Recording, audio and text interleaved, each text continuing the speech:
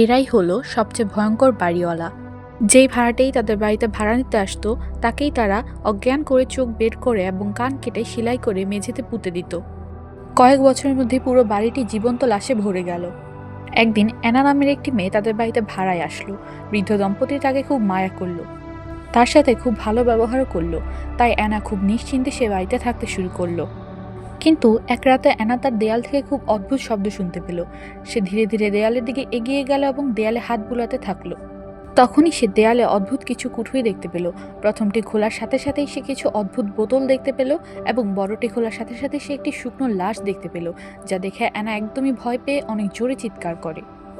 বাড়িওয়ালি এসে জিজ্ঞেস করলো তার কি হয়েছে। অ্যানা বলল সে দুঃস্বপ্ন দেখে ভয় পেয়েছে, কিন্তু বাড়িওয়ালি বুঝতে পারল যে অ্যানা সবটা জেনে গিয়েছে।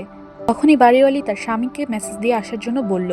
এরপর বাড়িওয়ালি বারবার তাকে দরজা খোলার জন্য বলে, কিন্তু অ্যানা খুলতে চায় না। তখন বাড়িওয়ালি জোরে ধাক্কা দিয়ে ঘরে ঢুকে পড়ে।